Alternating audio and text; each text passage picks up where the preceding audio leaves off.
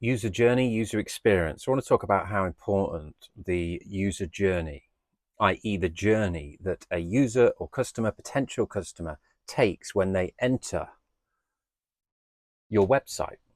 Because in a physical business, people have shops. They try very hard to get people into the shops, and then how the things are displayed, where everything is, how the help is, how easy it is to find things goes a long way. Obviously, with shops, you normally have somebody who might come up to you and ask you if you want a hand, or you can go and ask them for some help.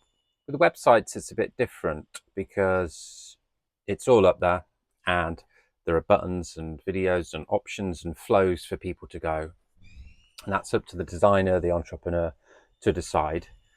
And it's just amazing how little changes in this can go a long way, or the other way, like be very detrimental to the user journey.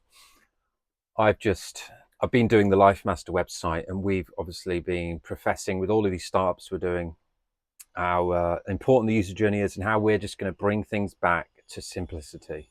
And just stage 1, 2, 3, you click start on LifeMaster, it takes you to stage 1, then you just click at the bottom, takes you to stage 2. Just stripping away all the nonsense, because I just signed up. I'm learning this piano piece, and I just signed up for I just thought, well, I might try a piano. There's all these apps now, learning apps, where they listen to you and all of this stuff. And I've just been using a YouTube video where it just tells you what notes to play, and you can skip back and forward, slow the speed down, and that's worked very well for me. I've made good progress. And so, yeah, I just clicked on the top ad for piano learning app, and it started asking me questions. I'm like, okay, this seems familiar. I've been here before. And the questions just kept going on. It was asking, I get where they want to ask, like, what level you're at. Are you a complete beginner?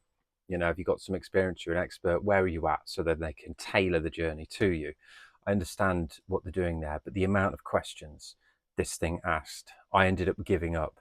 It asked about 7 or 8 like level questions of what music you're into and things like that. It did allow you to skip, which was good, because I ended up starting to skip. And then it asks about how I would feel about these statements on a rating between 1 to 5. Like, how are they using this?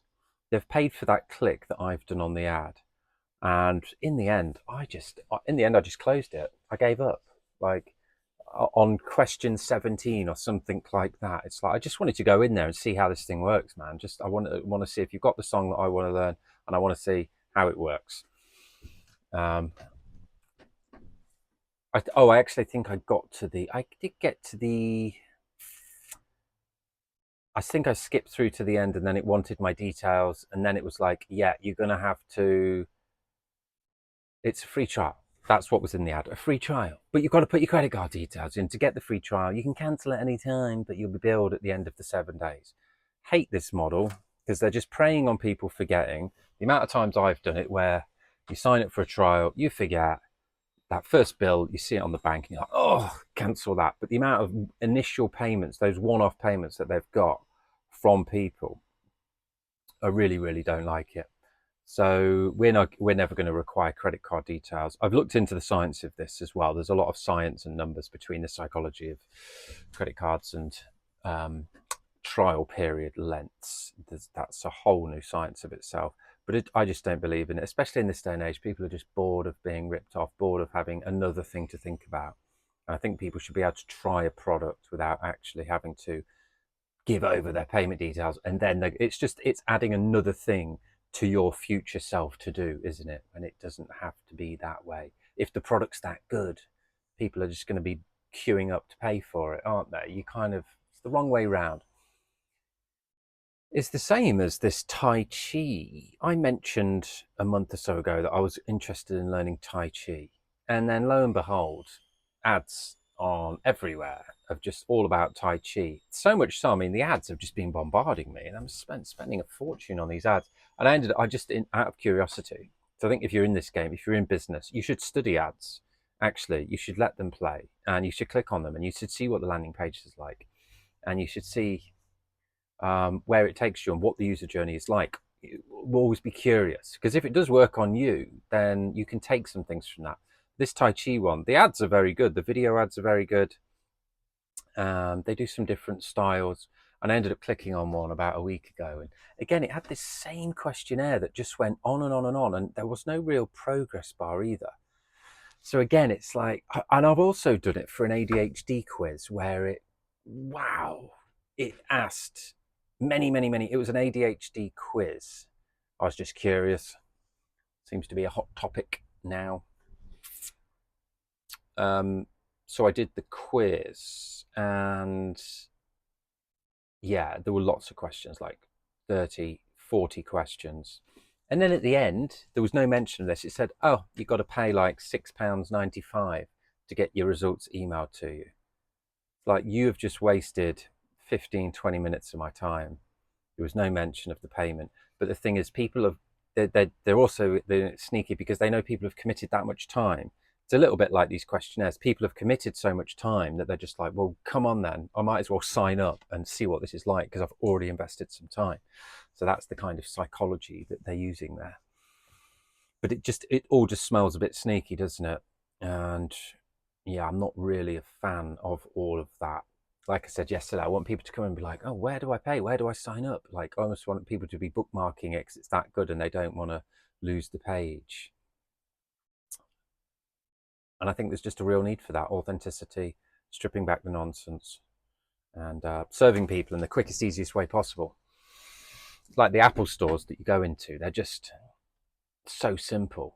Just wooden tables, even no cash. The cash register is in the tables. They've taken away everything just to display their product, and that is it.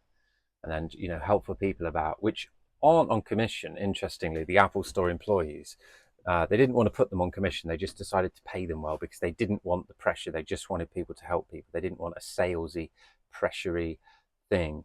And it works. And it's just like, here are our computers on wooden tables and devices and phones and whatever else they've got. Nothing else interfering. So that's what we want to do with the website. So we encourage other people to do that. And we're just going to do everything above board. No funny business, no sneaky business. People are wise to this now. Like, people are just smart. So I don't know why businesses are doing it. And I'm just amazed that people putting in these 20-step questionnaire when you've just clicked on an ad. You don't want to answer all these questions. You just want to try the product. They should have that. Do you want to answer these 20 questions and personalize your experience, or do you just want to jump right in? Like, most people now are pretty tech savvy. They can go in there and find the track that they want and just see how it works. So just have a think about websites that you're on and the user journey.